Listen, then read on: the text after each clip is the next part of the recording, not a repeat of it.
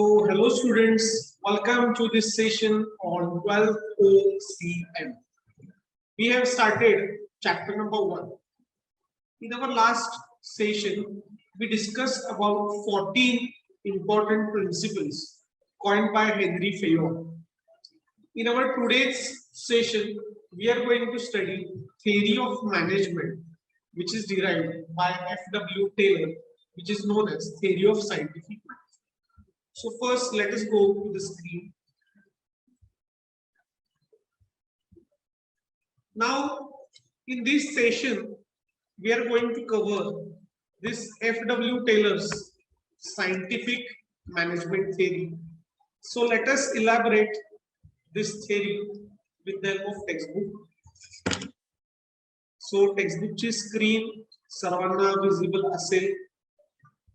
So please refer page number 8 of your 12th OCM textbook.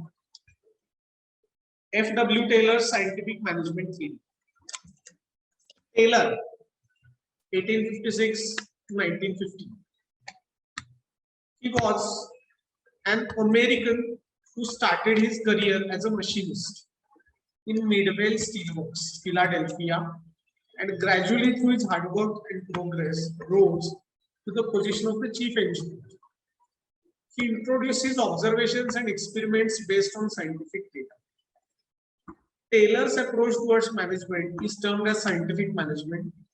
For this contribution in development of management thoughts, he is known as father of scientific management.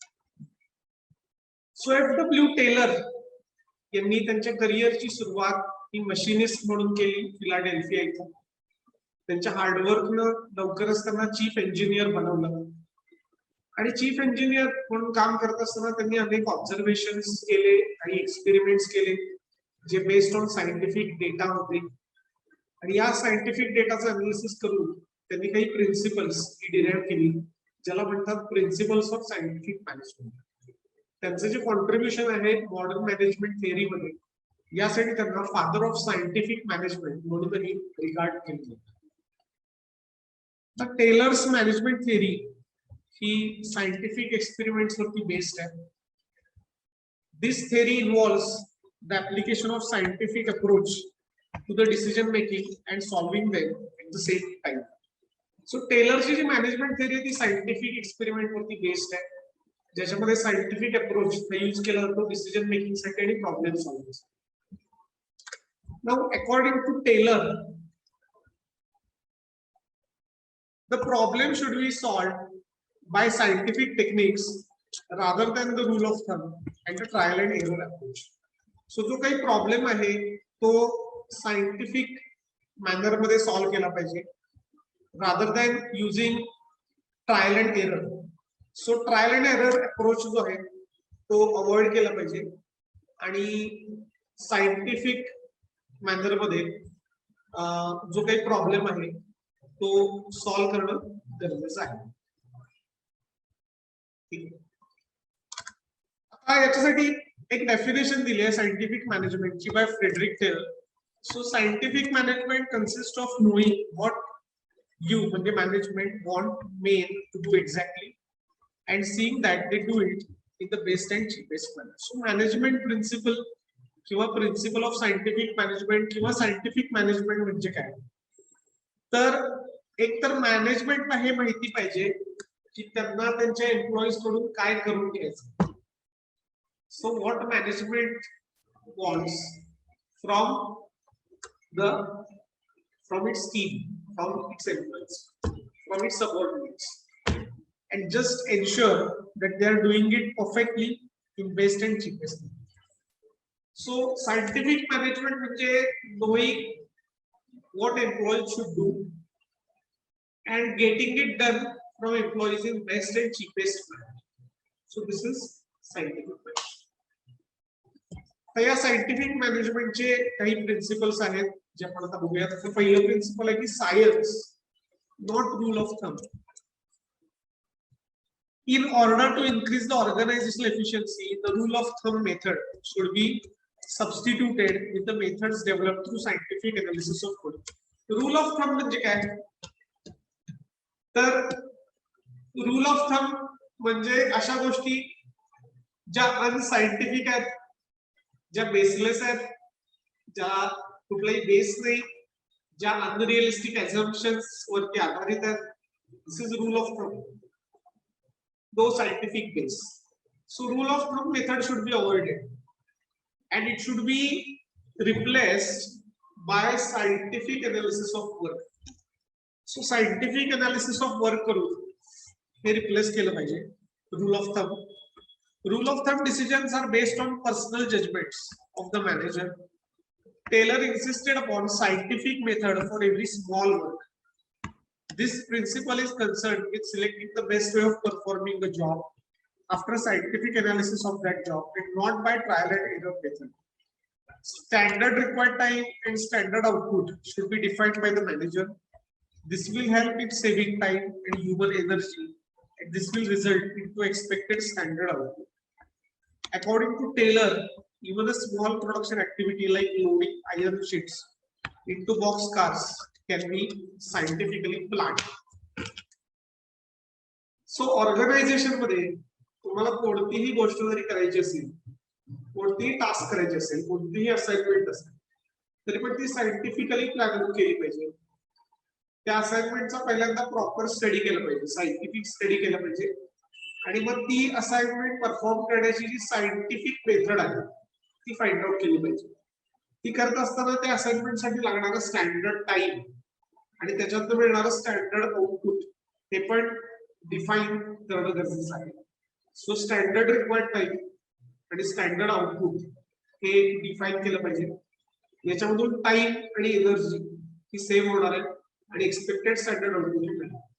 So अगदी लोडिंगचं जे work आहे त्याच्यामध्ये आपण material हे एखाद्या transportation system मध्ये load करतोय, हे पण स्टँडर्ड टाइम मध्ये केलं जाऊ शकतं, हे पण सायंटिफिक मेथड मध्ये केलं जाऊ शकतं. Science not rule of thumb हे पहिलं इम्पॉर्टंट प्रिन्सिपल आहे. कोणतीही असाइनमेंट असेल तर ती सायंटिफिक मेथड मध्ये करणं गरजेचं आहे. दुसरा इम्पॉर्टंट प्रिन्सिपल आहे ते म्हणजे हार्मनी. हार्मनी म्हणजे काय तर good coordination. So there must be harmony between employees and management. So employees आणि मॅनेजमेंट यांच्यामध्ये कोऑर्डिनेशन पाहिजे, हार्मनी पाहिजे. This coordination will help in minimizing conflicts between them. Perfect understanding between employees and management will be helpful in creating healthy work environment for achieving the desired goal, which is success. Organization should think about maximum prosperity of employees. So harmony, not discord. Coordination पाहिजे, harmony पाहिजे. एकमेकांच्या बद्दल management आणि एम्प्लॉईजला respect पाहिजे, trust पाहिजे, perfect understanding पाहिजे, तरच desired गोल म्हणजे जे सक्सेस आहे ते अचीव्ह होऊ शकेल. ऑर्गनायझेशन फक्त मॅनेजमेंटचा नाही तर एम्प्लॉईजचा सुद्धा विचार करावा, त्यांच्या पण प्रॉस्पॅरिटीचा विचार करावा, तरच एम्प्लॉईज हे सुद्धा फ्री माइंडनं प्रोडक्टिव्ह काम ते करू शकतील आणि ऑर्गनायझेशनच्या बेटरमेंटसाठी आपलं कॉन्ट्रीब्युशन ते देऊ शकते. थर्ड आहे ते म्हणजे मेंटल रिव्होल्युशन. आता Taylor introduce this concept of mental revolution.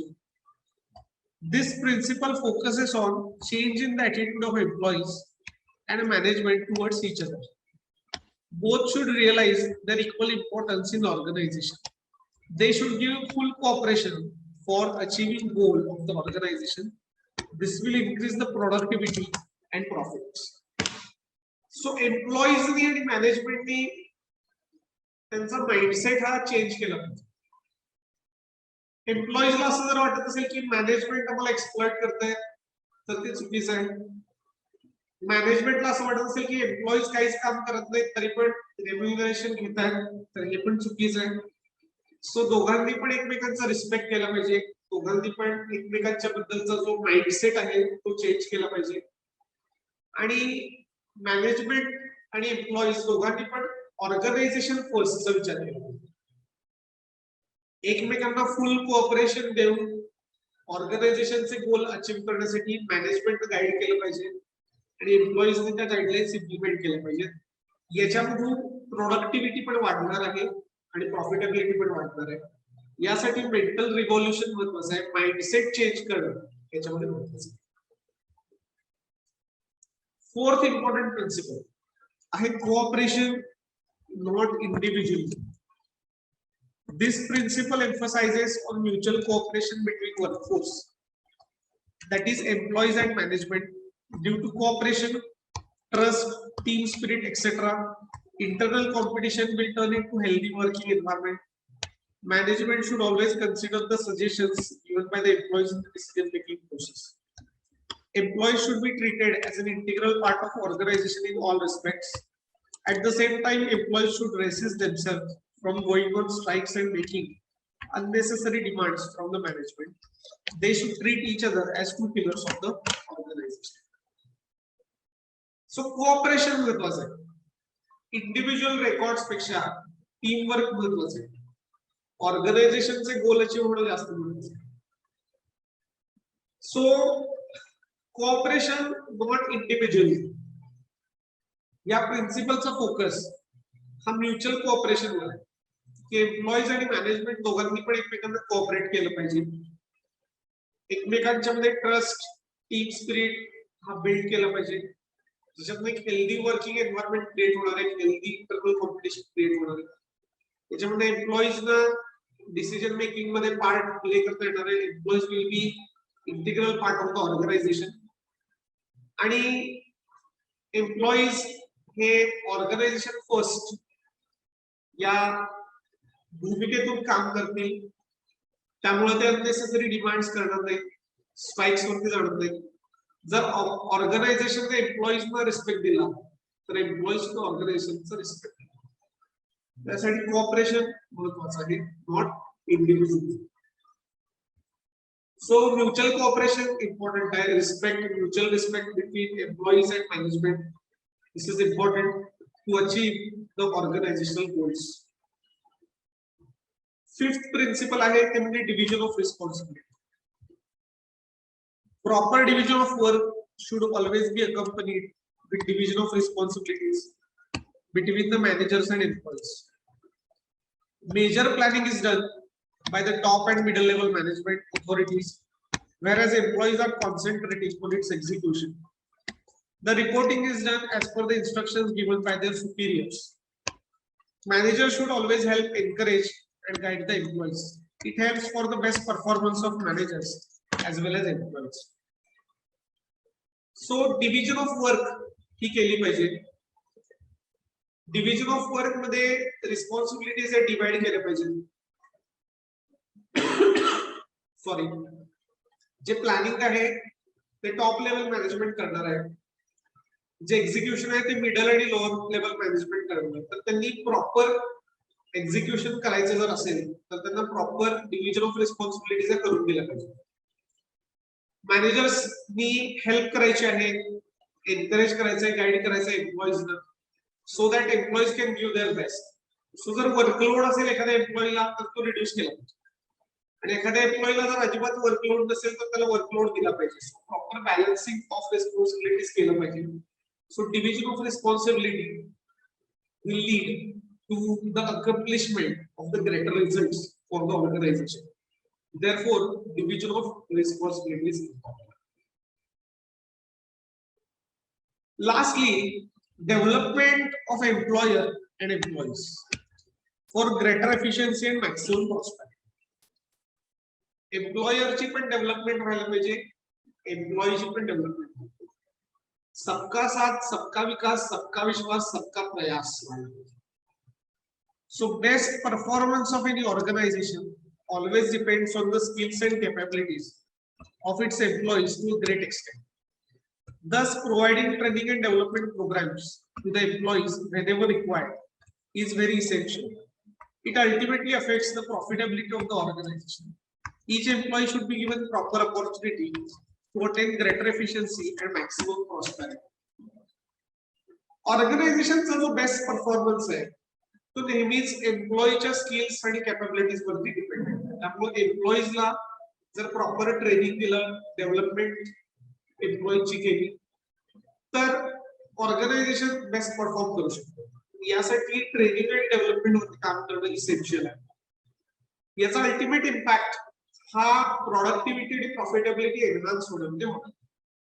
So प्रत्येक एम्प्लॉईला एक प्रॉपर स्कोप मिळाला पाहिजे, प्रॉपर स्पेस मिळाली पाहिजे, ज्याच्यामधून तो एफिशियंटली काम करू शकेल, त्याची एफिशियन्सी वाढेल आणि मॅक्सिमम प्रॉस्पेरिटी त्याच्यामधून अचीव होईल. सो डेव्हलपमेंट ऑफ एम्प्लॉयर आणि employees for greater efficiency and maximum prosperity हे एक महत्वाचं principle of scientific management. So आता इथं आपण 6 principles of scientific management discuss केले.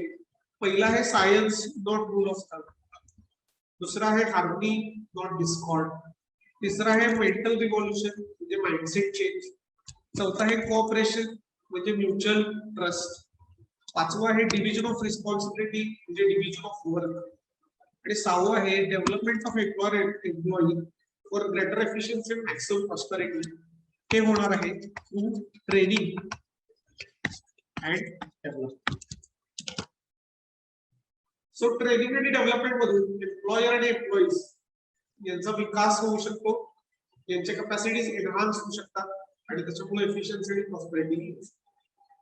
सो इथं आपण प्रिन्सिपल्स ऑफ सायंटिफिक मॅनेजमेंट हा पार्ट पूर्ण केला. त्यातला जो नेक्स्ट पार्ट आहे टेक्निक्स ऑफ सायंटिफिक मॅनेजमेंट, तो for the time be exclude झालेला आहे आपल्या सिलेबस मध्ये. त्यामुळं आजच्या सेशन मध्ये आपण तो पॉइंट कव्हर करत नाहीये. If by chance it gets included in the syllabus then I will do a separate recording for it and I will put it on Brilliant Professional Academy's YouTube channel. So here we come to the end of this chapter number 1, that is principles of management. हा पूर्ण chapter आपल्या notes मधून आणि आपल्या textbook मधून read करा. याचा जो एक्सरसाइज आहे तोही सॉल्व्ह करा.